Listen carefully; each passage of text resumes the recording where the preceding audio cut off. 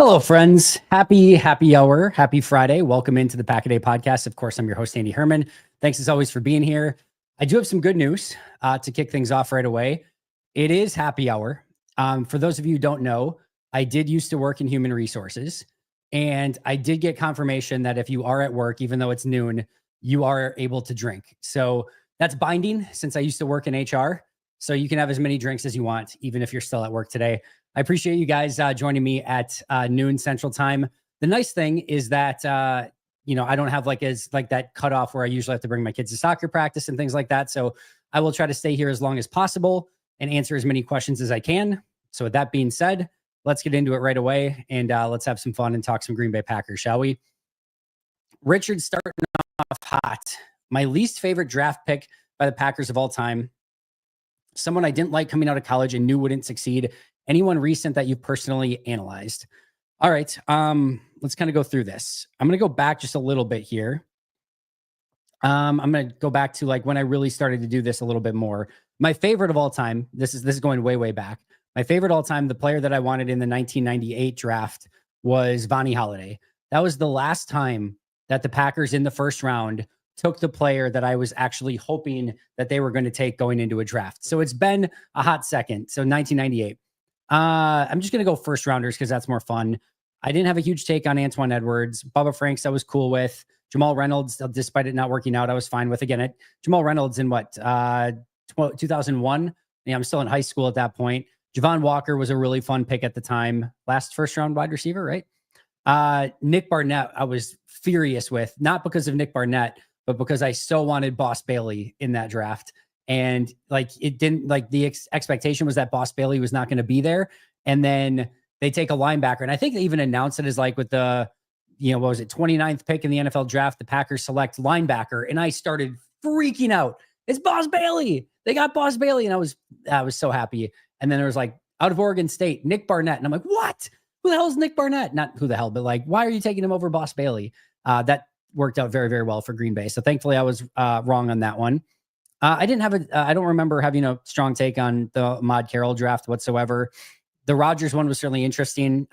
Certainly understood the decision even at that point. Was excited that they got somebody that was, potentially the number one pick in that draft, but didn't expect it or see it coming at that time.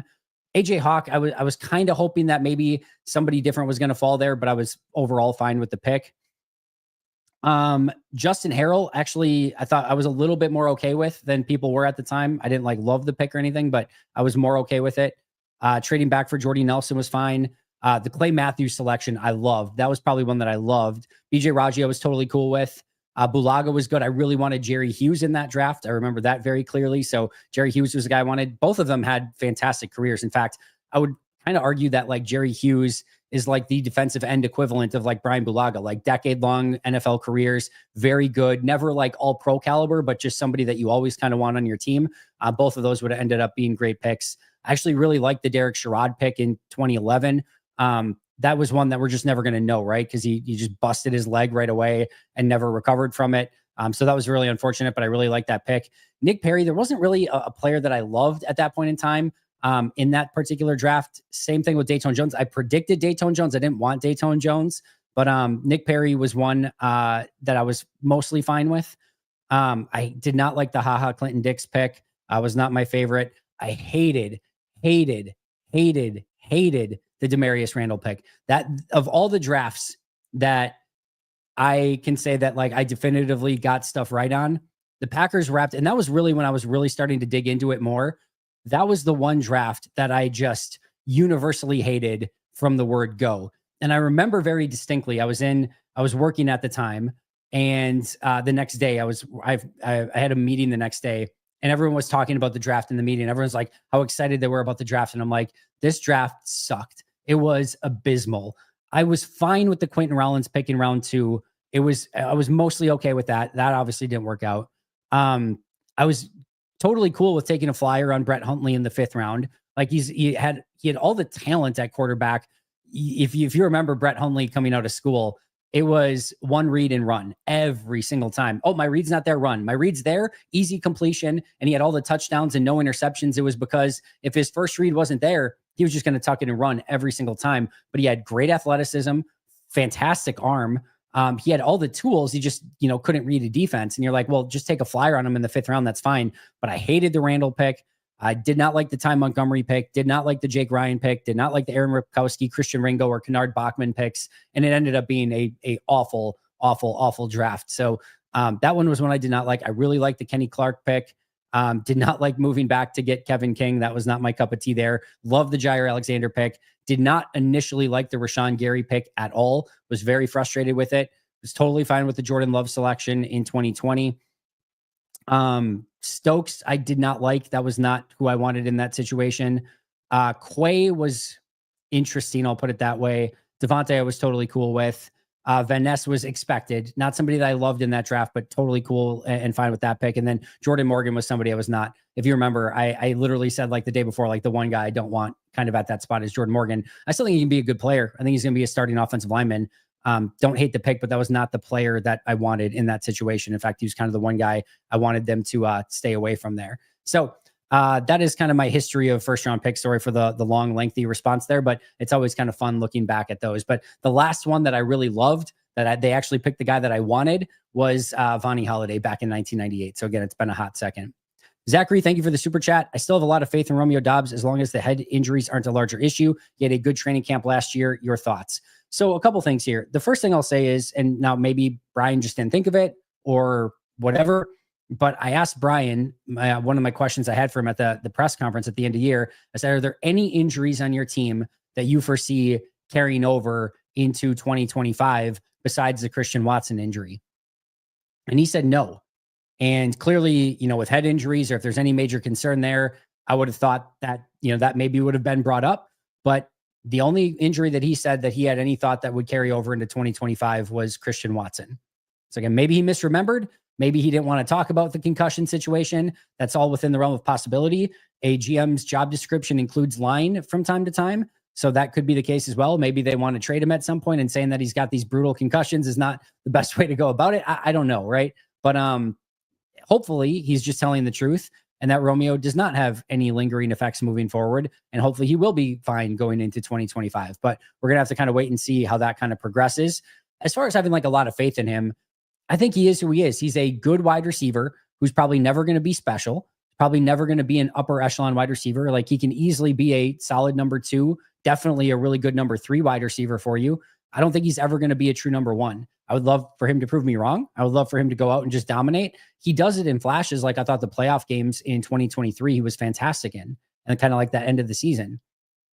You'll see it from time to time, but the best of the best are that dude every single week. And I don't think we're ever going to get to a point with Romeo Doubs where you're just seeing, 6, 7, 8 catches, 95 yards, 100 yards, 120 yards, and a touchdown like every week from Romeo Doubs.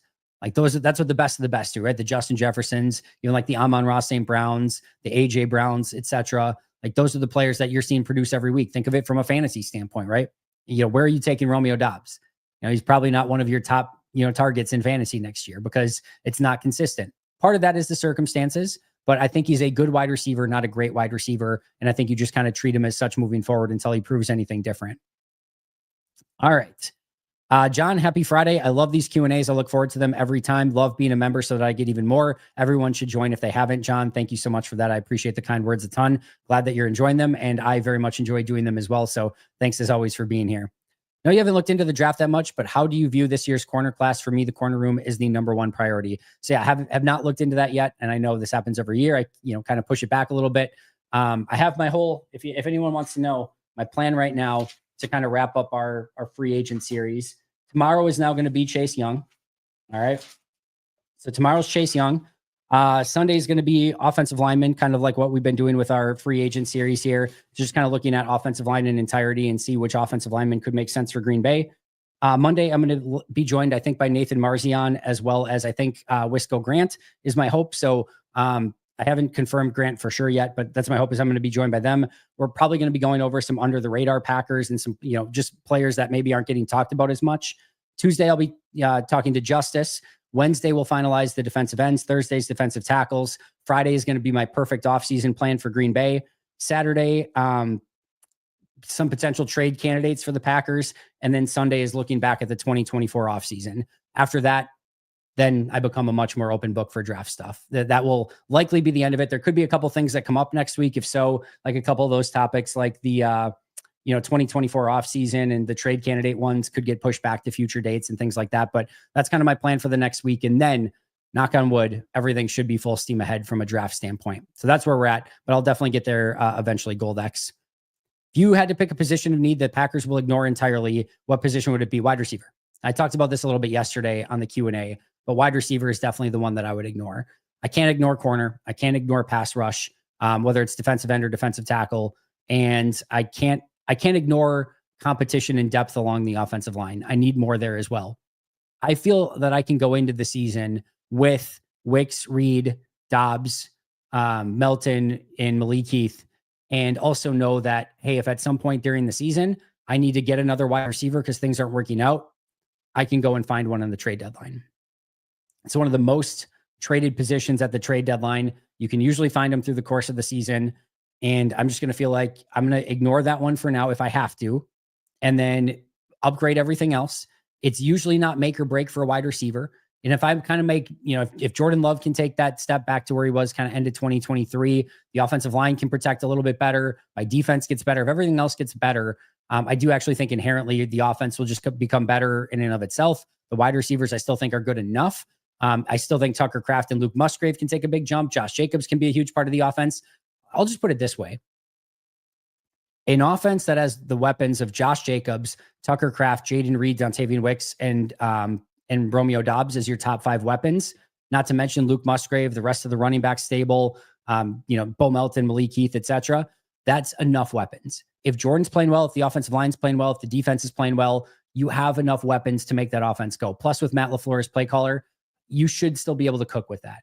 I'm not saying it's going to be 38 points a game or anything like that, but it should be enough points where if your defense is great, your line is great, you can play a little ball control offense, you should be more than good enough at that point in time. So wide receiver to me, easily the one that I would potentially ignore in that situation if I had to ignore one.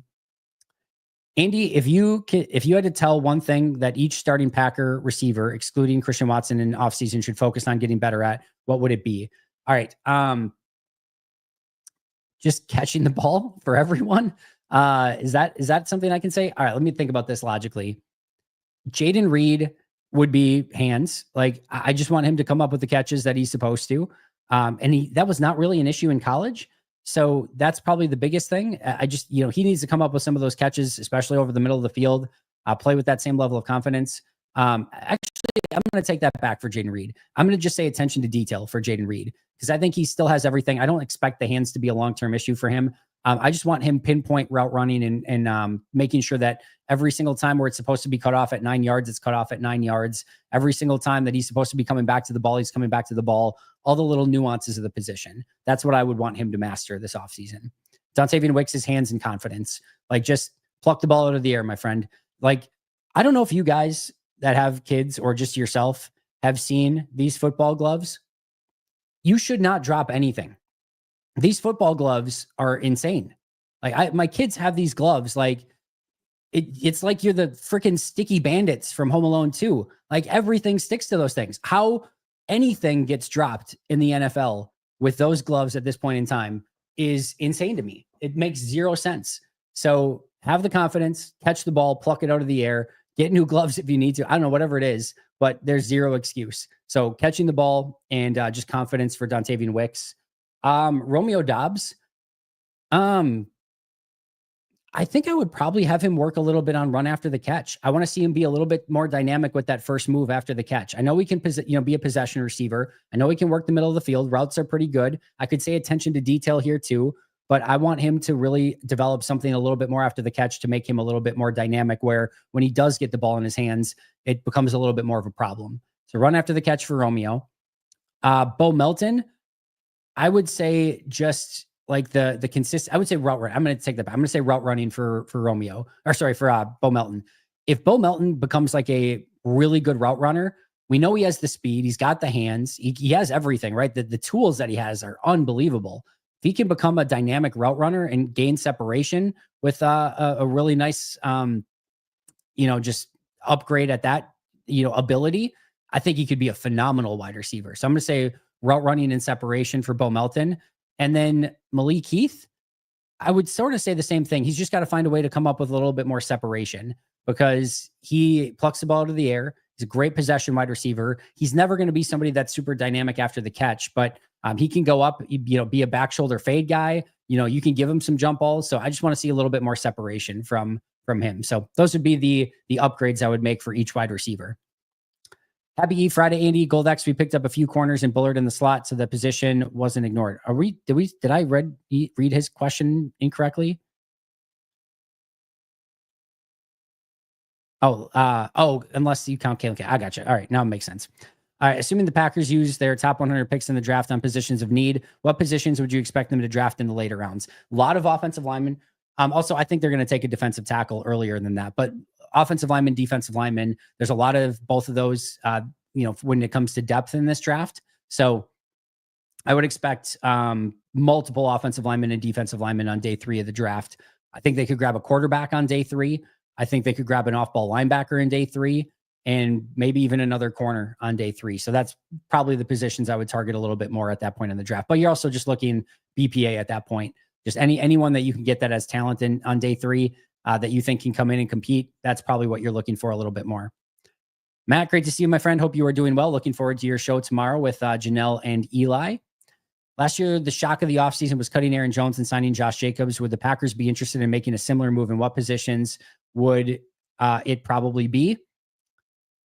All right, so they make a shocking move and they cut one player and sign another at the same position. This is going to be an interesting one. And the person who just asked me the question about this player, sorry for the can of Coke there, is going to maybe be a little bit mad at me for this.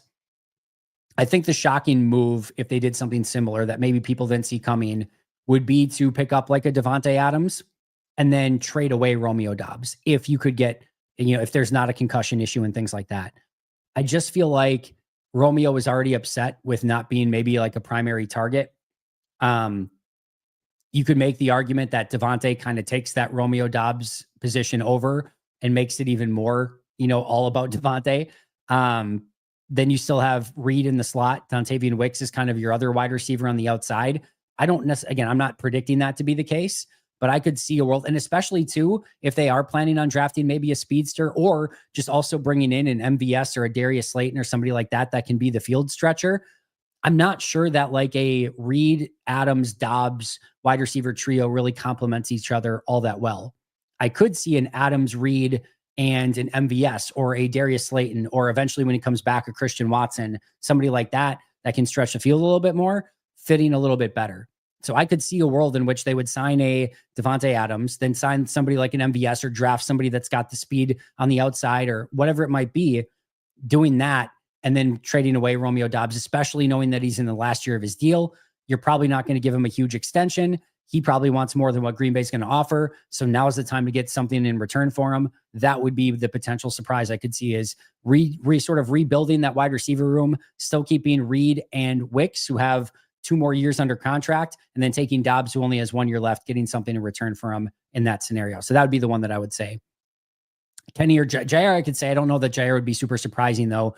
Kenny, I think, is going to be tougher, or I don't think they're going to want to get out of that contract this year, just based on where it is. Next year, maybe a little bit more, but they could easily try to rebuild that defensive tackle room a little bit for sure. Do the Packers trade down from 23? And if they do, how much draft capital is 23 worth? It just depends on how far you're moving down, right? If you're moving down 2 spots, well, then it's probably worth like a 4th or 5th round pick, right? Maybe a 3rd in the right scenario. So it's impossible to say without knowing who's on the clock. I think there's just as much opportunity right now to move up as there is to move down. In a draft like this, usually it's easier to move up. It's harder to move down because teams aren't necessarily looking to move up in a draft that from really kind of like picks 15 to 40, there's not much difference in talent. But if somebody falls in love with someone and is willing to give you something of value to go down a handful of spots, and maybe you go from 23 to 28, I could see something like that. And we know Goody likes extra draft picks. So yeah, I could easily see it happening. I don't think they would trade out of the 1st round to get to the 2nd round, but I will say I think trading down is a possibility. And again, what they could get in return is all dependent upon how far they would trade down in that scenario.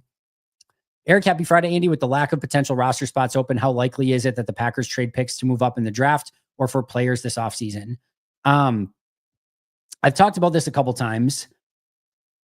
So yeah, I think it's the very clear and obvious thought process here, Eric, where your wavelength is on as well, is that this team doesn't need a ton of depth, and it doesn't need a ton of it doesn't need okay to good players, right? It needs top end talent.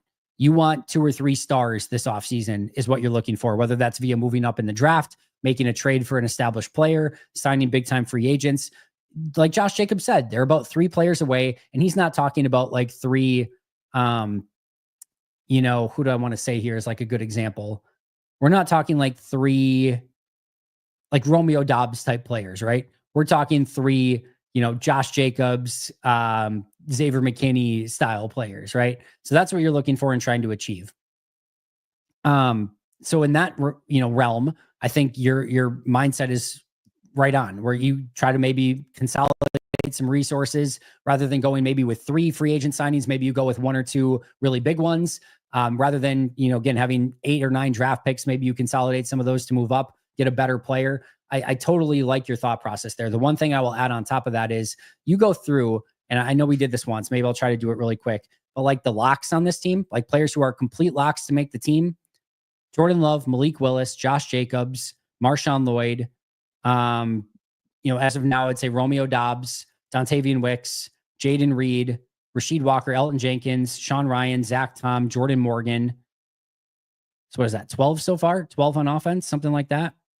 Or is that 17? No, it's 12. Rashawn Gary's 13, Slayton's 4, or sorry, Clark is 14, Enigbari's 15. I'm going to still put Brenton Cox in there. 17, 18. I'm just going 19, 20, 21, 22, 23, 24, 25, 26, 27, 28, 29, 30, 31, maybe 32. Like you can maybe get to like 32 like lead pipe blocks to make the team. So there's like 21 spots. Maybe you can get to 35 if you even get some fringe players in there. There's still going to be like 18 to 20 spots that are very much up for grabs where you can add new players, new depth, new competition. So I think the idea that like this team can't use like all their draft picks, what are they going to do with them? They're just going to cut them. I think that's probably a little bit too aggressive. But I do agree with your overall sentiment that, hey, you want to consolidate, get really great players. And we know Goody can find the rest in whether it's signing guys off of practice squads, late round picks, undrafted free agents, whatever. Now it's about making sure that you're getting great players for the top of this team. So agree with that thought process, but I do still think they can draft and take as many players as they want. And there's still plenty of room for competition on this team. How the Packers' first rounds have mainly been bust over the years. Do you think it wise to offer them for already established players like a Myles Garrett or Crosby? I think that would be a foolish mindset to have. I understand it from a fan standpoint. If you're a general manager and you're like, you know what, we really suck at taking first round picks, let's just trade those away. You're in the wrong profession and you should not be general manager of that team. It's less about what's happened and it's more about how can you make it that you can get better return on your first round picks and just draft better players. Also you could make the argument that Green Bay's due for a really great first round pick. It's been a little bit too long, right? Since they've had a great first round pick, they're due for one. Do you want to trade those away when maybe like the next one is going to be that great one? Plus the contract situation goes into it. So I think that's the wrong way to look at it. And again, if you're a GM being like, yep, we just stuck at first round picks, let's get rid of them, it's probably not the right mindset to have, nor do I think any GM is thinking that way. From a fan standpoint, I understand the thought process. Just don't think any team is actually going to look at it that way. Now, some team could say, do a study and be like, man, first round picks overall, too much of a crapshoot. It's better off to actually go get an established player. Maybe there's some sort of truth to that. But unless you sort of get to that point and go all in on that philosophy, I think it's a lot harder to sort of bring that to fruition and execute it.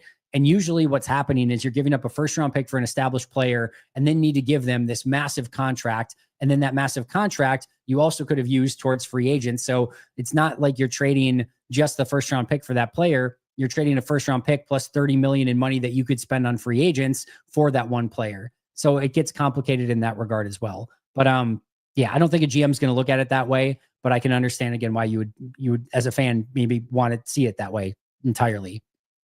Ahmad Carroll, Justin Harrell. Yeah, those are ones. Tony Mandrich, totally get it. Do you think the Packers send Cooper and Lloyd to Madison? Lloyd, I think is, right? I think they already announced that. I don't know if Edgerrin Cooper is going, but I think they already announced that Marshawn Lloyd is going to get some work done in Madison and kind of view what was going on with him this past year. Do you think the Hassan Reddick situation did a service or a disservice to future NFL free agents? So here's the thing. He wasn't a free agent, right? He was a trade. So I think teams are just going to be a little bit more buyer beware. And the Jets were sort of stupid. Now they were trusting. So I get it. I understand it. But if you're going to trade for a player, you have to know that there's a good chance that they're going to want a new contract after that trade because you just traded for them and they have all the leverage in that situation. So you better make sure if they're like, yeah, we don't need a new contract, that they're going to honor that, because if it gets to anything else, you're going to have a lot of egg on your face, and they are going to have leverage in that situation because otherwise you just traded away a bunch of stuff for nothing. So it's more on the Jets to make sure that they're communicating that appropriately and to be ready to give some sort of contract extension. But I think it's going to just make sure that teams are a little bit more buyer beware in those situations where if you do have a player that's coming over with an existing contract, that there's a really good chance that they're going to want a contract extension in that situation. And if you don't give it to them, you may end up in a world of a mess. So if you're trading for someone, just make sure that you get that contract negotiation done with prior to making the trade rather than doing it after the fact. Claude did not like Justin Harrell. Doubs is an average number 2 at best. I tend to probably agree with that a little bit more, Chuck. Sheldon Rankins just became available. I did see that. I haven't watched a ton of Sheldon Rankins in a long time. What did PFF have him at? He's also over. He's got to be over 30, right? He is 31 years old. Only played 287 snaps this year. Worst year of his career. 4 total pressures, 287 snaps.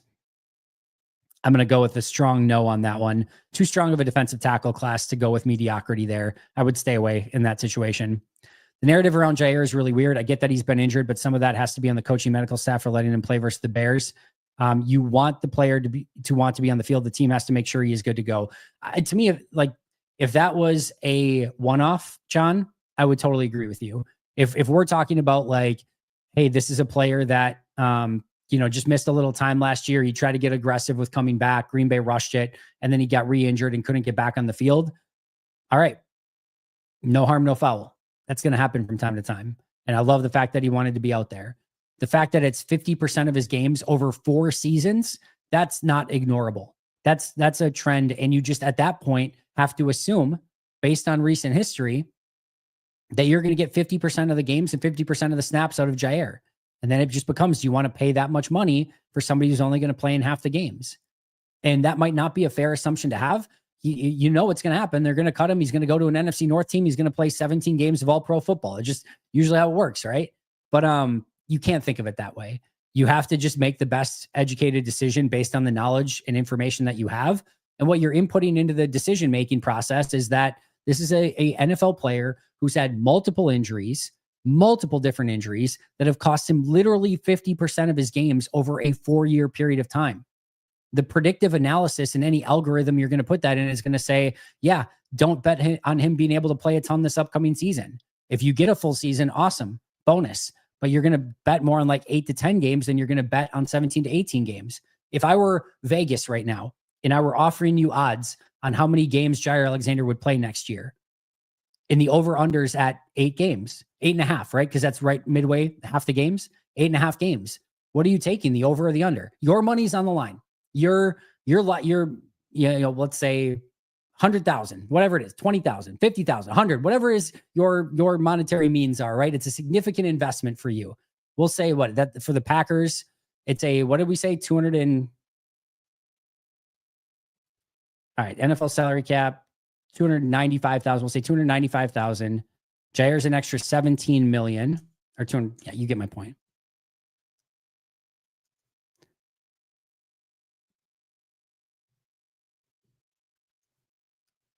All right, 17 million divided by 295 million. 295, 1, 2, 3, 1, 2, 3. So we'll say 6%. 6% of your entire budget. Okay. 6% of your budget is going to go towards this player or this investment. And you have to take the over under on whether or not he's going to play 8.5 games or more. Are you taking the over? Or are you taking the under? Knowing that if it's the under, you're going to lose. You have to bet the over is basically what I'm saying. Do you feel comfortable betting the over? 6% of your entire livelihood is on the line. You have to take the over on Jaire Alexander. Are you going to take it on 8.5 games that he plays next year? Lock in your bets. Let me see. For those who want Jaire Alexander in, lock in your bets. 6.5% of whatever your income is, and you have to lock it into over 8.5 games for Jaire. If it's under that, your investment fails, right? If it's over that, you've got a chance for it to pay off. But Green Bay's looking at this from a investment strategy standpoint. Is it smart for us to take 6% of our entire monetary, resources and invest it in a player that is likely not going to be able to play in the games that we need him to? And you look at a $17 million investment for Jaire, right?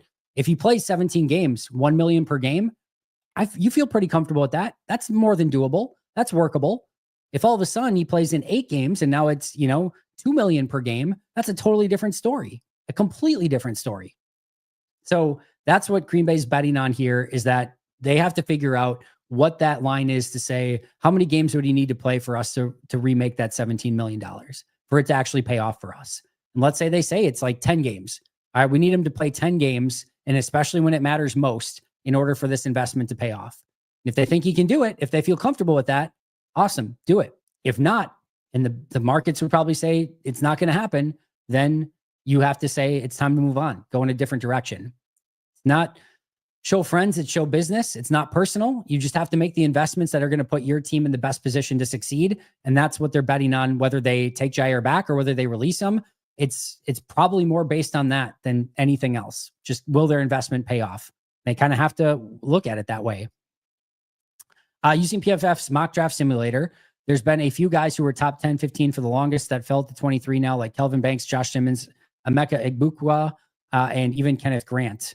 I don't know if there's a question involved in that, but cool, I guess. Again, we'll get more into draft as time goes on here. Zachary became a new YouTube member. Zach, thanks a ton for that. Appreciate you. And hope you're enjoying all the new, obviously members Q&A and things like that. How about an Austin Hooper signing? He just needs a good quarterback and offense, which the Packers have. I think he'd fit perfectly with the Packers. Yeah, probably 4th year tight end, right? If I'm remembering correctly. It's been a while since I've watched Austin Hooper tape. Oh no, he's older than that, right? He's 30 years old. How long has he been in the league? How long has Austin Hooper been in the league? It's a very niche question, by the way. 3rd round pick, 2016. I'm going to be honest. It's been a hot second since I've even thought about Austin Hooper. Let's see what PFF has to say. I think at age 30, though, you kind of are who you are. Nice season in New England last year, 75.8 PFF grade. I guess it just depends. He had a good pass blocking grade, good run blocking grade. Yeah, if he's fine coming in as a 30-year-old, kind of run blocking number 3 tight end, complement to Kraft and Musgrave, sure. I think he probably finds a better situation somewhere else. If you're Austin Hooper, you probably don't love that you're going to a place that has Tucker Kraft and Luke Musgrave. You're probably trying to look elsewhere, somewhere you can maybe be a number 2 tight end. But I don't know, if Green Bay likes him and wants him, not the worst idea in the world. But Milltown Corey, are you friends with Austin Hooper? That's quite the pull there, my friend. When a coach or exec has a prolonged period where they might leave, like John Eric Sullivan, do teams keep them away from sensitive aspects such as draft prospects or building a board? I don't know for sure. My guess is probably not. I think this is just part of the process. Thankfully, I don't think Jacksonville and Green Bay are going to be super intertwined with where they're picking in the draft.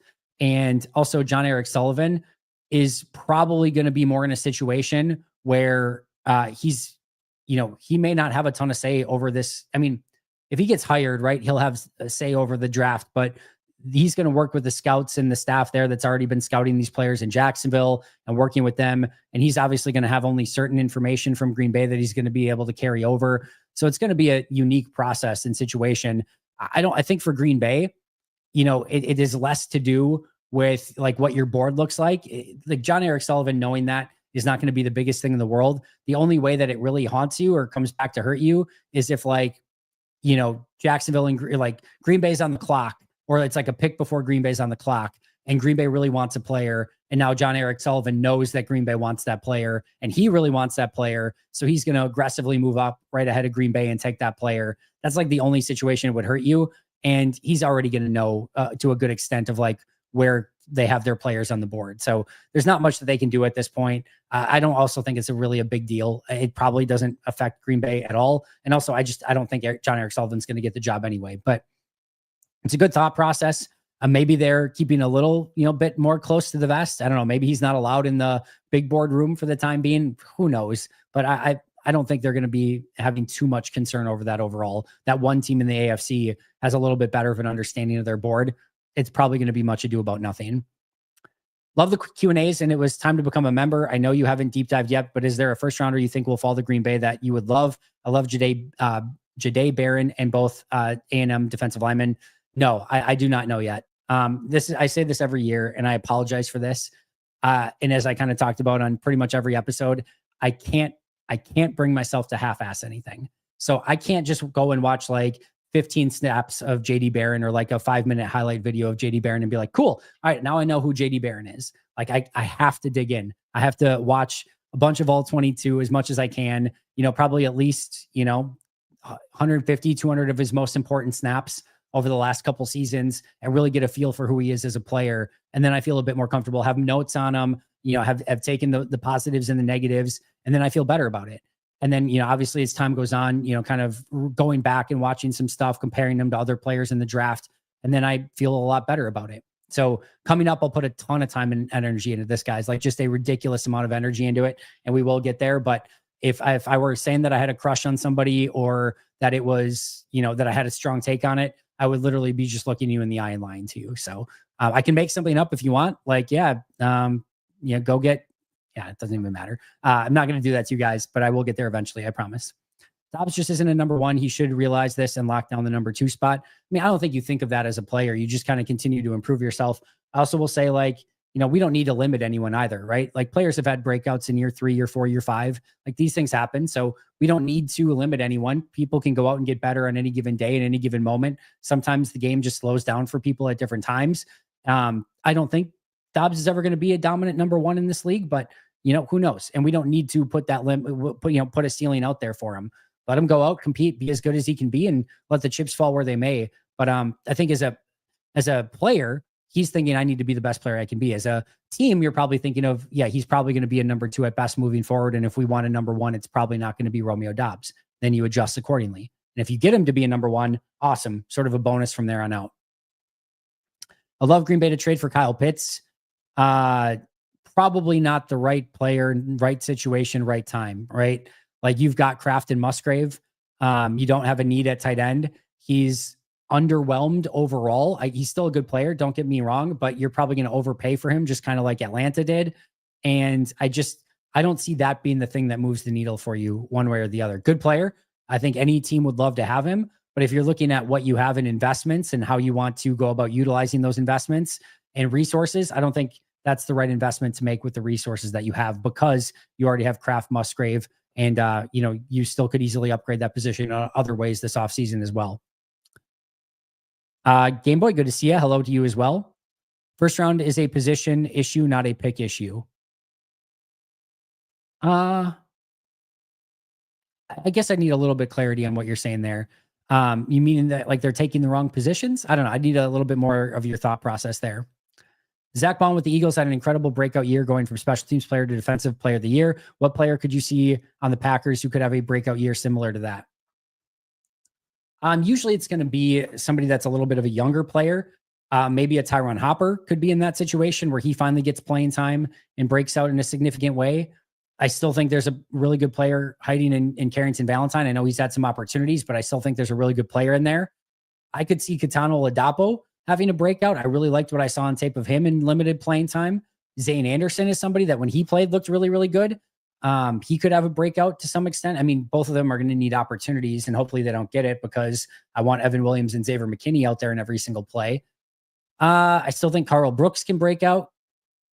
I think Brenton Cox could potentially break out. Hopefully LVN can break out. I'm not holding my breath on it. I still think Devontae Wyatt could break out, which is maybe a little bit wishful thinking at this point. Luke Musgrave, Dontavian Wicks, Jordan Morgan, Marshawn Lloyd. There's a lot. There's a lot that it would not stun me at all. I still think Rasheed Walker can get a good chunk better. So there's a lot of players on this team that I think could have a trajectory like that. I'm just hoping for that 1 or 2 actually do. That would be my hope here. I've lost track. Where are we at with our coaching vacancies? I don't. Do they have any left? We got defensive line covered. As long as it's apparently not official, but for sure that Getsy's going to be an offensive assistant. They've got the quarterbacks coach figured out. So I think nothing unless Steno ends up getting a job somewhere. There could be a couple other fringe things, but I think they've basically filled them all unless I'm missing somebody. The Packers don't get a free agent wide receiver. Do you think this could be the year that they get a first round wide receiver? I don't think it's a great draft for that. Just off the top of my head, again, I need to go and study it a little bit more, but there's not one that necessarily looks you in the face at 23 and be like, there's the guy. But if the right player falls for the right reasons and they feel like that's the best player on the board, sure. But my bet would still be that wide receiver is not the pick at pick 23 for Green Bay. Agreed on Rankins, definitely getting old, definitely not the same player. How could the major increase in salary cap affect the Packers offseason? Yeah, I talked about this quite a bit the other day, but just to kind of give you a recap, I think the way it affects them is I think there's some really crazy money that's going to get thrown around for some pretty good but not great free agents. And then the question for Goody is going to be, how aggressive do you want to be? Do you want to give bad contracts out to good players, meaning that you're going to overpay for them, but knowing that if you don't do anything, all these other teams are going to be improving and you're going to stay status quo, which is not a good place to be in. And you're a team that needs to take that next step. It's all about efficiency. It's all about value.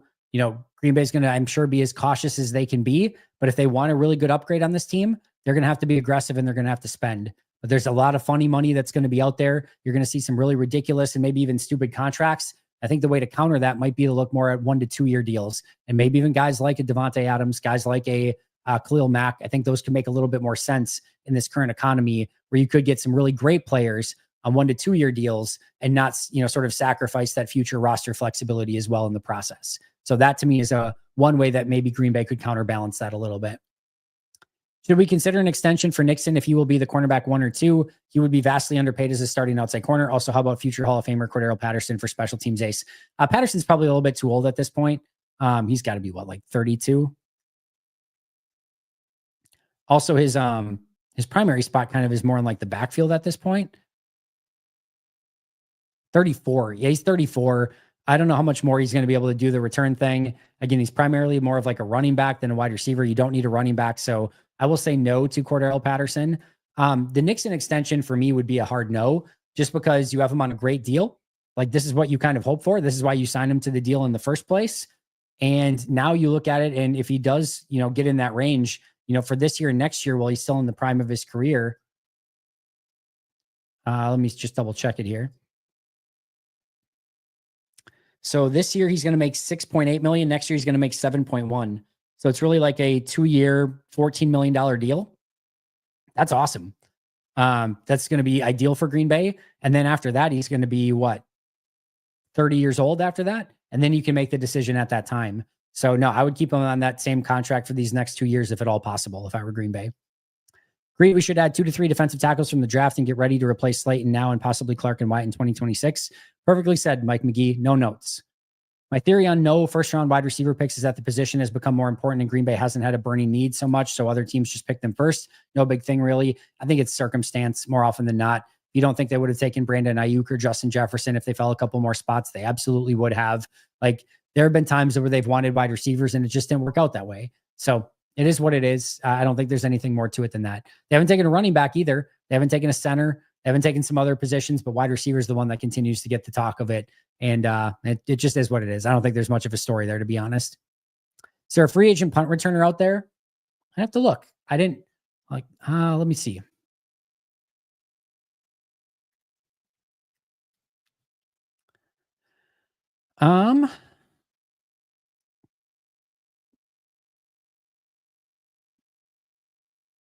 This doesn't want to sort for me, which is very frustrating.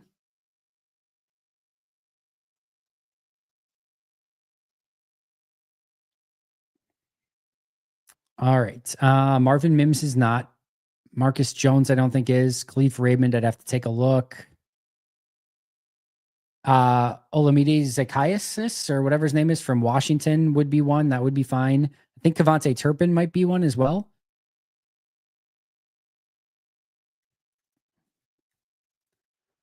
I don't know. My overall answer here is I don't think they're going to go after a punt returner specifically, but if it made sense within the scheme of things, maybe they would. But maybe like a Kavontae Turpin. I think his is done. Oh, he's a restricted free agent, so that makes it a little bit more complicated. I don't know. I'd have to look at that a little bit further, but I don't think they're going to specifically target that position would be my guess. Take the over on 8 games. All right. You've got 6% of your life savings on the over on 8 games for Jaire Alexander, Matt. Lock it in. Do you think the Packers will move back in the draft to get more picks or be more aggressive and move up? Again, I think giving one overarching philosophy is probably a mistake here. I think it's going to depend on who's available. If they see somebody that's available 5 picks ahead of them and they want to go get them, I think they'll be aggressive. If they're on the clock and there's 5, 6, 7, 8 guys that they have all ranked the same and they can move back 7 picks, pick up a 3rd or 4th rounder in the process and still get one of those 8 guys, they'll move down. So I think it just depends pick by pick, what's available, what they can do, what options they have. Sometimes there could be a player 5 picks ahead of them that they really love, and there's just nobody to trade up with. Or somebody takes the player and they can't get up where they want to get. Other times, like they may want to move down and there's nobody to trade down with, so they just got to take the best player available on their board. It's just much going to be dependent on who's there when they're picking and how they feel about the scenario that they're ultimately in. I don't think we need to get a free agent wide receiver. We can easily draft and develop a number 1 or simply get a man beater X guy. We won't win in the long run, wasting our future with either giving up picks or salary cap. I mean, I don't think it's quite as easy. If it was so easy to draft and develop a number 1, why haven't Romeo Doubs, Christian Watson, Dontavian Wicks, Jaden Reed become that clear and obvious number 1 wide receiver, right?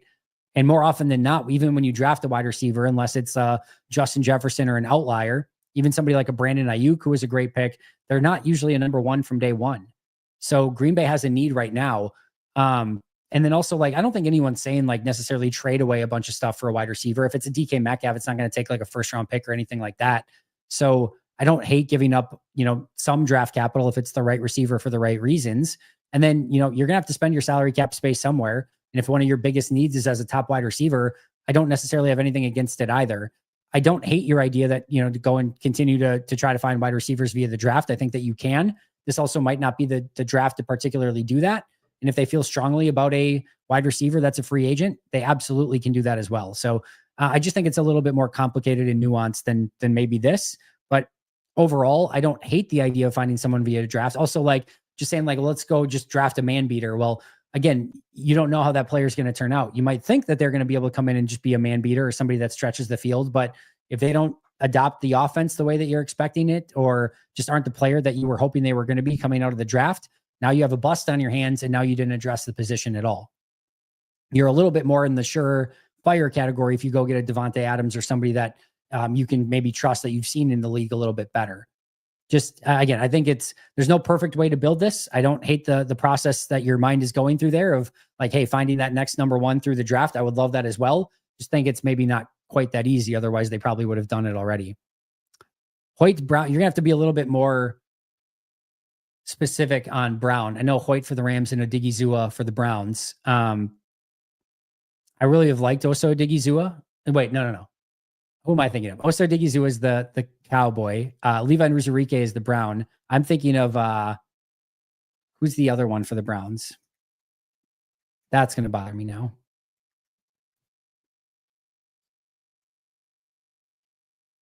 Agbo Okoronkwo is who I'm thinking about. To me, can you imagine if Green Bay just went out and in one offseason got Osa Odigizua, Levi Onwuzurike, and Oko Okoronkwo? Like that would be one hell of an offseason. Just buy all the vowels. Get all of them all done in one fell swoop. Just alphabet soup. That's the best way to attack the defensive line. Just alphabet soup this thing. Osa Odigizua, Levi Onwuzurike, and Agbo Okoronkwo. Like, just give me it. Sign me the hell up. I want it. That would be a very fun offseason for Green Bay. Give me a Brown. Who am I thinking of Brown here? Somebody help me. Which Brown am I thinking of? What can Brown do for you?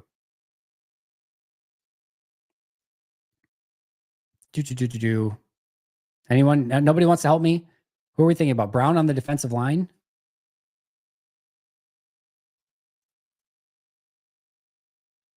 I got nobody. Marquise Brown's the wide receiver that's available. Baron Browning is the edge rusher. Are we thinking of Baron Browning here? I don't know. Bobby Brown? Okay, Bobby Brown. Yeah, I'm going to go with Osa Odigizua for sure in that situation. Hoyt doesn't do a ton for me. He's a fun player. I've actually liked him. When I was looking at under the radar Packers for today's show, I was actually looking quite a bit at Hoyt from the Rams. Just couldn't quite get there. But Diggy is a really good player. He's going to get a big contract though. So these are not three players that are sort of in like the same wavelength, but if you had to give me one of them, I will definitely take Osa Diggy in that situation. I disagree with this, Mike. I'm not a fan of post June 1st cuts. Just take your medicine now. You don't need to kick the salary cap. They're going to have plenty of salary cap space. You save money on cutting Jaire now, even with taking your medicine now. So I would very much, unless there's like a player that you really want to sign, even then it doesn't really help you because you don't get that money until post June 1st anyway. So I would just take my medicine on Jaire. You still save the money anyway. There's no real upside in June 1st him in this scenario. With Half being such a good DB coach, do you think it makes more sense to address cornerback needs in the draft and spend free agent money elsewhere? I wouldn't look at it necessarily that way. Again, like the thought process, Halfley only gets so much time with the DBs, right? Like I think he can help to some extent, but for the most part, he's doing defensive coordinator stuff. And that's not to say that their defensive backs coaches can't get the job done either, but he's only going to get so much time with the DBs. He's going to be doing all of his D coordinator stuff. So I wouldn't necessarily look at it that way, but it doesn't hurt having him in the room. I will say that much. Thanks for the super chat, Joe. Best 273, 27-3. Are we two? Yeah, I don't know is there a specific significance to 273? Best wide receiver free agents who are speed deep threats. MVS, Darius Slayton, DJ Chark, you could put in that category. Like this is just sort of the issue is there aren't a ton of these guys. Again, if you could trade for a DK Metcalf, that would be great. But therein lies the problem at wide receiver is that there just aren't these deep threats that are available. And if you find them, they're tough to find. Again, Darius Slayton, DJ Chark, MVS, those are kind of the ones that you're looking at. I did a whole breakdown on wide receivers though, earlier this week. If you kind of want a little bit more detail in that, definitely check that episode out. And I go into super great detail of all the wide receivers that are out there. So you might find that a little bit more educational, but there's just not a ton out there, unfortunately, when it comes to those type of wide receivers. Same thing in the draft. Happy Friday, Andy. I didn't make it last night, but I used the link and donated to the kids of our fallen heroes. I plugged Pack-A-Day in the message spot. Love you, bud, and go Pack Go. We is the bestest fans ever. Sergeant Dan, I appreciate that a ton. And thanks so much for doing that. That is absolutely awesome. And make sure, if you haven't checked out Grassi's stream yet, make sure to do so. He's doing some awesome work. I don't know where he's at right now. See if I can maybe get a count really quick here.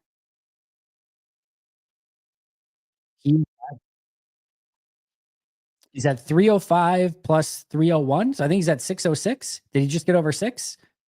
Looks like he's over 6. So that's really, really cool. And thank you to everyone last night. We were able to donate $1,000 to that. So small fraction of what he's been able to raise. $606,000 is an absurd amount of money. But we at Pack-A-Day were able to get him $1,000 over for that. Will, happy Friday to you as well. Thanks for being here.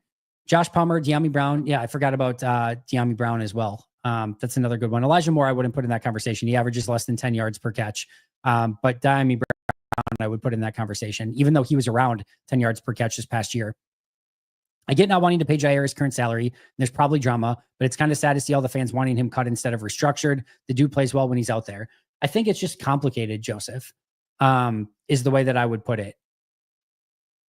I don't, if there wasn't the suspension, if there wasn't some like weird sort of dynamic that just always seems to be surrounding him, if there wasn't 4 years of injury history, if there wasn't all that stuff, and, if he was still tackling the way that he was earlier in his career prior to the shoulder injury, was still the same all-pro corner, like if any of those things are probably true, this is an entirely different story. So I don't cheer for anyone to get cut or lose their job. In fact, part of the reason that I think that I want this to happen where Jaire maybe gets released is because I actually think it might just end up being better for everyone. I think sometimes a certain situation just grows stale, and it really, really, really feels that Jaire and the Packers have grown stale. It's not you, it's me. It just happens sort of thing. It feels like it's just gotten to that point.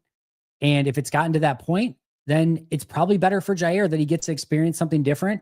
And maybe he goes out and tears it up somewhere else. And for the Packers, if you're not going to get the ROI on your $17 million that you're about to pay him, then it's probably better to go in a different direction. So part of the reason that I think this is the right thing to do is not just for Green Bay. I'm not looking at it just from a Packers standpoint. I actually think it's going to help Jaire too. I think it's going to be better for everyone to maybe just start fresh. And that's okay. That happens all the time. And Green Bay maybe can be the benefactor of a player that needs a fresh start from somewhere else. Maybe they can get him a fresh start and really let him develop. Maybe a Darius Slayton from the Giants, who just didn't really work out. I think a lot of that was due to the quarterback play in New York. Again, I'm not saying I want that per se, but maybe they bring him over from New York and maybe he tears it up in Green Bay. Never know. So these things happen. It's just business. And I understand it's a complicated topic, which is why I say, if you're somebody that's all in on bringing Jaire Alexander back, I get it. If Jaire Alexander plays 14 games this year and plays at the level he's capable of, he's probably like a top 5 free agent in this market. He would be an extremely sought after free agent. If he doesn't, if he's the same Jaire we've seen that can't stay healthy, he's probably not a top 50 free agent in this market. So it's a really tough dynamic. I understand both sides of it. And I understand the fans that want to move on. I understand the fans that are like, let's make this work. I get it. I think Green Bay is going to move on, though. I really, really do. Yep, we went over Hooper. With the Packers' deep 2022 draft class approaching the last year of their rookie deal, who do you think gets signed to an extension, and who do you think they let go and walk as of today? This one, to me, is actually pretty easy. Oh, no, wait. 2020. No, yeah. Okay, not easy. I lied, but the one that I'll say is easy is I think Zach Tom is the one that they're going to prioritize. Here's how I think this goes. All right, we're going to start from the bottom and go to the top. Samori Toure is gone. Rasheed Walker, I think they are going to let play out this season and see how he plays, and then reassess next year when he becomes a free agent. If he has a really good season, they will look at trying everything they can to get him back and be their starting left tackle for the future. But I think they're going to want to see him play another year before they make that determination. Jonathan Ford is gone. Tariq Carpenter's gone. Kingsley Enagbare, I think, will become a free agent. I think he will leave in free agency next year. Zach Tom will be the priority. He will get a lucrative contract extension sometime in the 2025 calendar year and will become one of the top paid tackles in all of football at some point, again, in 2025. Romeo Doubs, they will let play out this season. He will become a free agent and leave in free agency next year. Sean Ryan is going to be the exact same situation as Rasheed Walker. They're going to let him play out this year, see how he plays. If he plays well, they'll try to re-sign him back. If he doesn't, they'll let him walk in free agency next year. Excuse me. 1 second. Christian Watson, they will see what he looks like coming back from injury and then see what he wants in free agency. I think that will end up being a situation where, coming off the ACL, coming off the injury, probably only playing in a handful of games, my guess is Green Bay and Christian Watson come to an agreement on like a 1 to 2 year extension, probably a 1 year extension. Let him go out, play another season in Green Bay under full health, see if he can go outperform, probably get a little bit of a hometown discount in Green Bay, and then seeing if he can re-up his value after signing that 1 year deal in Green Bay. And then he'd be a free agent after that. And then it just would depend on how he played in that 2026 season. Devontae Wyatt and Quay Walker, I don't think either of them get their 5th-year options picked up. I think both of them will do a compromise similar to what Jordan Love did this past year, where they both get 5th-year options, but it's like a halfway point. It's a compromise where Walker and Wyatt both get some level of guarantee for next year. They both get a nice 1 year contract, but it's not quite the 5th-year option, but they get some incentives where if they play well, it could maybe get up to that point. So I think they figure out a compromise. I think they'll both be on the team for the 1 year in 2026, and then we'll be free agents after that. That's my estimation. So a 1 year extension that is a sort of pseudo 5th-year option for Walker and Wyatt, a 1 year extension coming off the injury for Watson to allow him to recoup his value a little bit and then be a free agent the year after that. Sean Ryan, based on how he plays this year. Doubs leaves in free agency. Zach Tom, high price extension. Enagbare gone in free agency. Tariq Carpenter, Jonathan Ford, and Samori Toure are already gone. And then Rasheed Walker, again, based on how he plays this year. Those are my answers there. Austin Hooper is overrated when he gets a big contract, was good with Atlanta. Then he got overpaid in Cleveland. It was mediocre. Then did solid in New England. He ain't worth it unless you have a subpar, you want a subpar Tucker Kraft. Fair enough. Got CJ West as one of my projected picks for the Packers. I'm guessing CJ West is going to be a late day 2 or 3 pick. Excited to dig into him then. Have I had the chance to look at Mike Green? It looks like it's a good chance he's going to be on the board at 23. I watched him a little bit we were doing a live. I think it was a members Q&A, and I just threw him on personally and watched him live and broke him down in real time. Really fun player, explosive, can bend the edge, dynamic pass rusher. So yeah, I think, assuming I'm thinking of the right guy, right? Marshall, defensive end. Just have to make sure, because again, I haven't studied these a ton. Yeah. Yeah, Marshall, defensive end.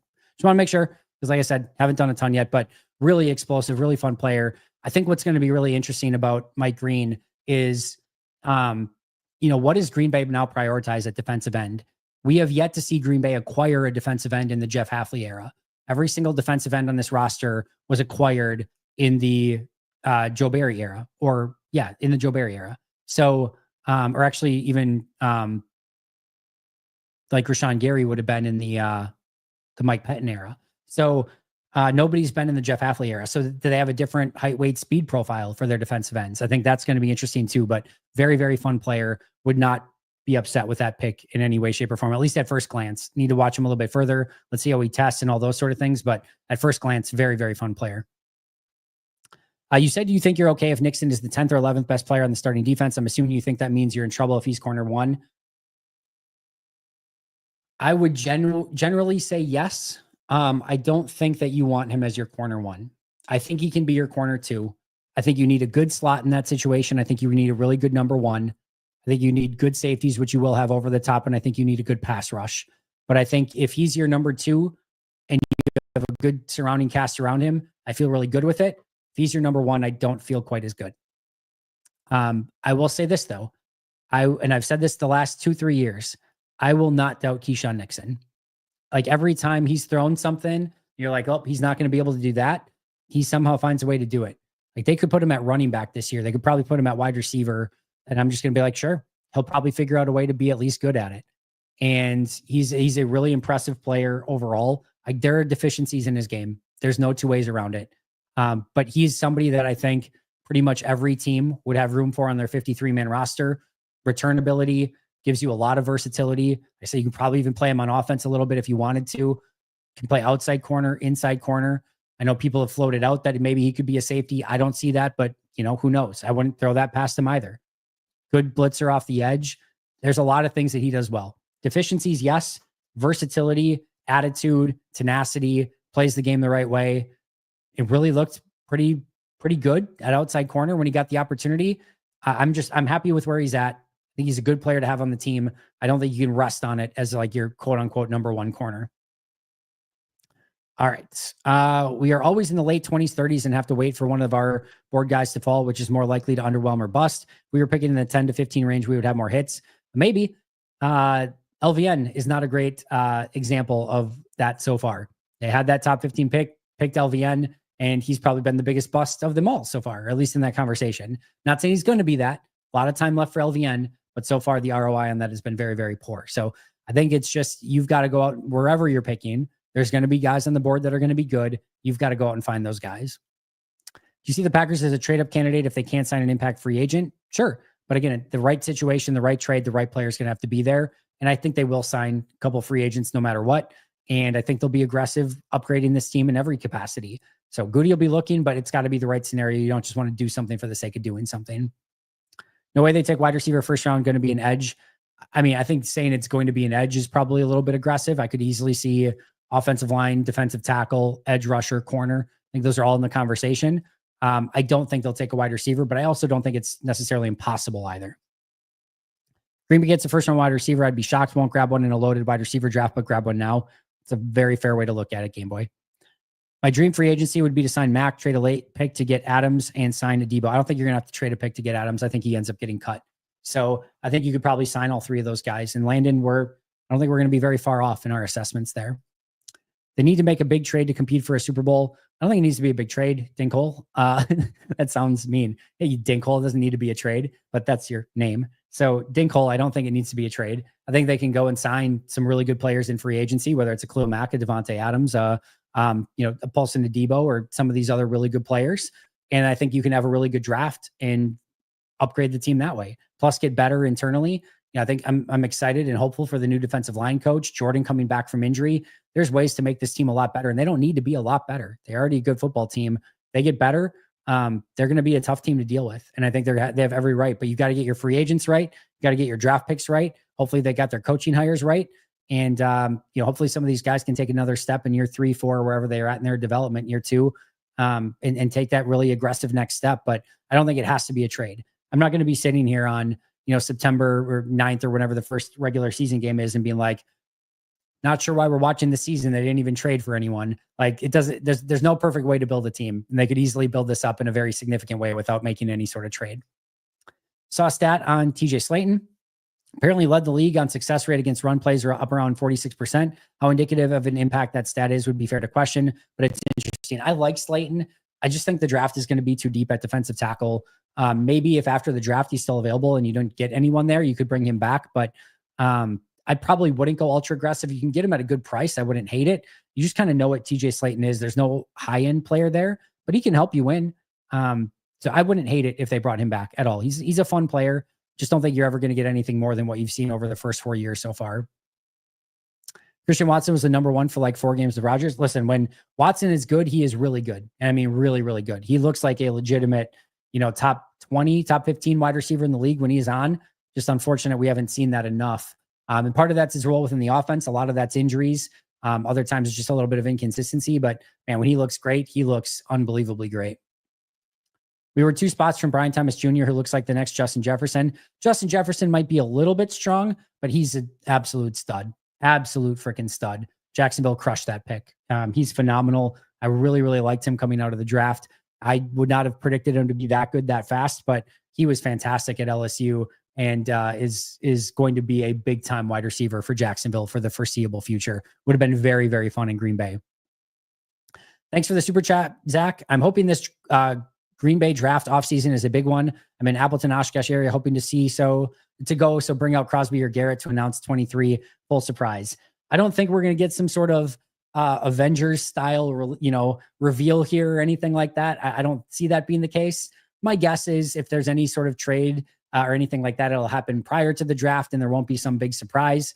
And then hopefully, maybe Green Bay still has the ability to make a pick in the first round somehow, but we'll just take it one day at a time, see what happens. But I don't think there's going to be, Robert Downey Jr. taking off the mask to show that he's Dr. Doom or, coming up to make the 23rd pick and then said, actually, there's been a trade. It's Myles Garrett. And Myles Garrett comes out on stage and, is like, I'm a Green Bay Packer.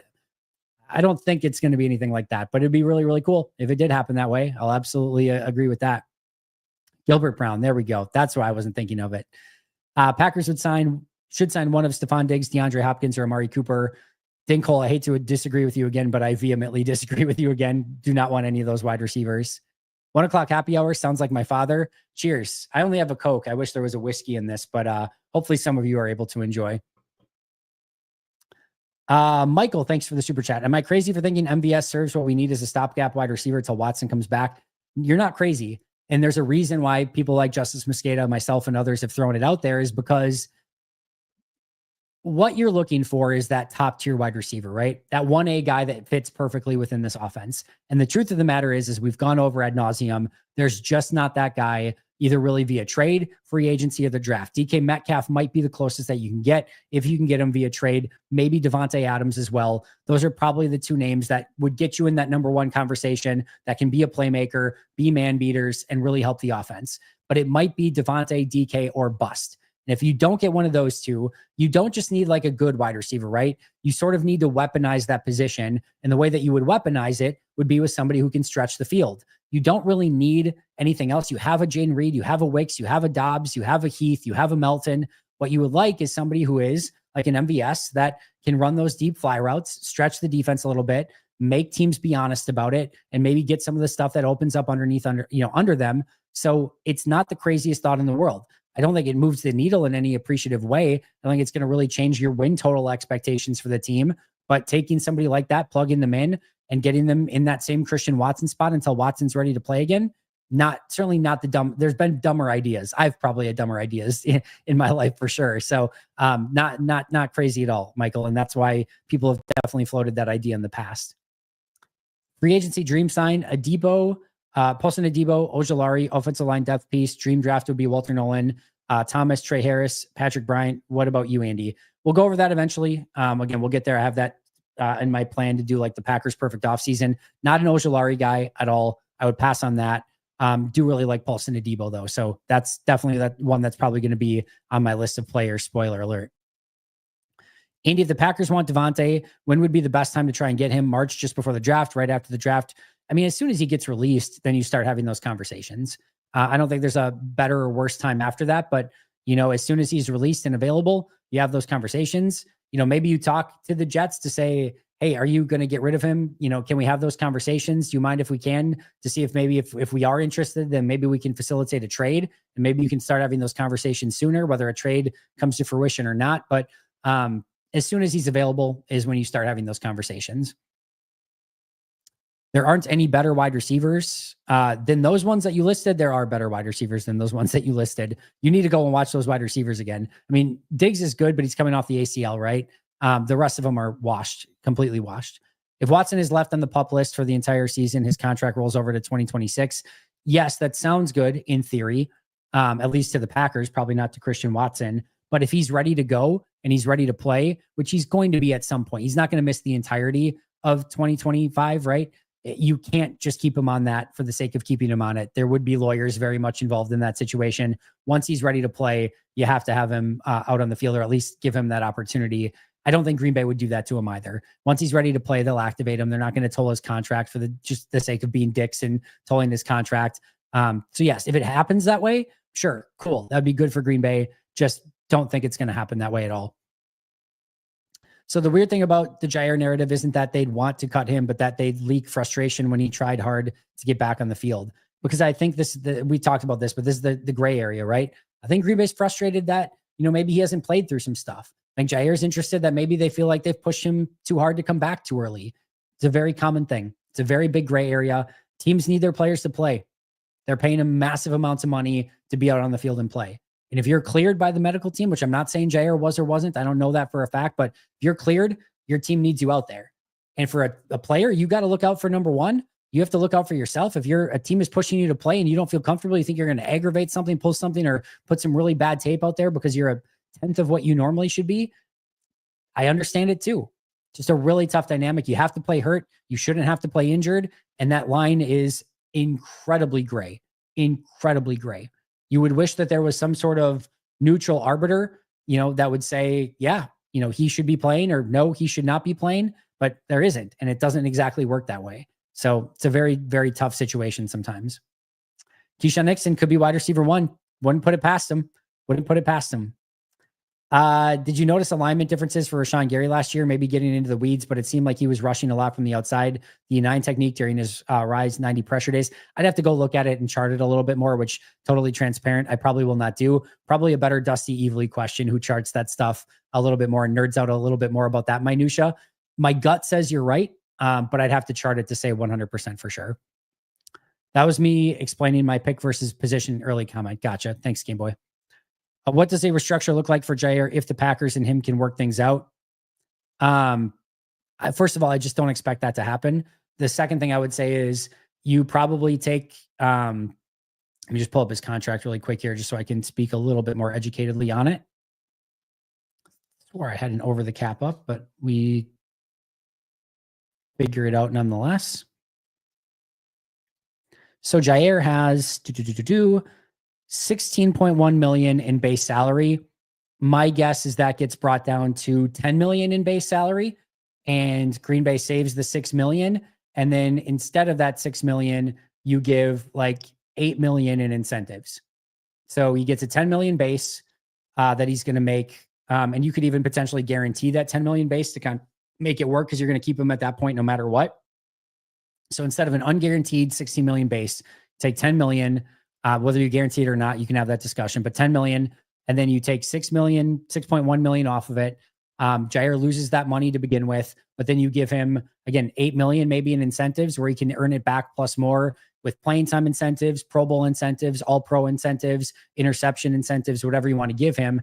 Based on him missing time, all of those would likely be unlikely to be earned, which means they would not count against the salary cap this year. And then if he earned them, they would count against the salary cap next year. So that's how I would probably do it if I were on both sides of like, all right, we're going to take this down. You're going to save 6 million off of his cap, which is basically what you would save if you would release him, right? This year, at least. We're going to save that. We're going to get it down to that spot, save that money anyway, and then give you 8 million where you can actually earn more than what you were expected to make if you go out and hit these incentives. Don't think it happens, but that's probably the conversation I start with on both sides. Not hard to crush a LSU wide receiver pick. Very, very true. It's like a Notre Dame tight end not being good. Oh man. Poor Scouser Tommy. Thank you so much for signing up. Appreciate you for that a ton. There's always a wide receiver one in the draft, but you have to look and have a good front office. Do you trust Green Bay to find the guy is what you must ask yourself. I mean, we've never seen him draft a wide receiver. So I don't know how they, in the first round. So I don't know how they would do with it, but they've tended to find some pretty good wide receivers later in the draft. It does seem like one position they have a pretty good handle on. I agree with Michael about MVS. It appears he maybe have cleaned up the drop issue too. 2 drops last season and only 10 during the past 3 years. Yeah, that'd be one of the better rates on the team at that point. Andy, you will be a Barron and Mike Green guy. Mark my words. Every year you have liked the same guy I've been high on, and those are my 2 Jack. Sorry, I feel like you will not like as much as fans do. We will see. I'll keep you posted. All right. Are you planning on doing more members only videos, weekend member chats? I'm still keeping my membership regardless. Love the channel, but tough to make the chats when working 9 to 5 on the West Coast. I do plan on doing more members only. I'm going to be totally honest with you guys. As you've seen some of my videos at 2 a.m, with the new radio show, with the new Bleacher Report chat and stuff like that, I am still sort of navigating this new reality of trying to figure out when to kind of do everything and figuring out my cadence on stuff. So with what I have out there right now, I'm still going to do a members Q&A every single week. This was the only week I didn't because we did the Grossi thing instead yesterday. So slight alteration to this week, but members Q&A will be back next week. You'll get the members Q&A for sure. I am definitely going to do some additional videos at some point in time. I'm just sort of figuring out this new reality and juggling things a little bit different. I'll be totally honest. I haven't figured out the right rhythm and cadence as of yet. So I'm still kind of working through that. But my hope is to have more members only stuff out for you sooner rather than later, at least 1 per week like we've been doing in the past. Q&As will definitely continue to be the case. And I will try to switch that up as much as I can. Some during the day, some at night. Probably not a ton of weekends just because that is my one time I really do get to spend time with my family as much as I can. But yeah, we'll try to make something work a little bit more on some of those nighttime chats. So maybe some more people can get to those as well. I do think Rodgers will play this year, but figuring out where has been definitely problematic. I think Pittsburgh and Indianapolis would probably be the 2 that maybe make the most sense. Knew it wasn't just me thinking the member only content hasn't been around for a while. Yeah. So again, definitely we'll get more of the videos out there. Remember, if you do remember in season, there was like 2 or 3, members only videos there per week. So I'm hoping I have a little bit of banked up, inventory there for you guys. And I am going to continue to do the members only Q&A every week, but definitely going to try to get you some members only videos as well. So I'll try to get to that sooner rather than later. Somewhere Zadarius Smith is blaming Green Bay for something, probably. Yeah, so it wasn't, again, not necessarily planned break or anything like that. Just trying to get you guys as much stuff. And obviously, as you're seeing right now, member or non-member, you're getting the daily draft video, multiple Q&As per week, a new video every single day, save for the one day that I actually missed. And right now, if you go out on the audio channel, like there are 3 to 4 audio podcasts every single day out there. So there is a ton of stuff out there, but I do want to get a little bit more stuff out there for members. So that will come very much sooner rather than later. I have one on my list to do. I just haven't had the chance to do it yet. So hopefully soon. What's a realistic Zach Tom contract look like? I'd have to look into that a little bit more, Dustin. Let me just take a look really quick here. See if I can figure out something on the fly. And what's Ronnie Staley supposed to get? He's supposed to get somewhere in the... Oh, he's 2 years, 41. It's going to be different than that.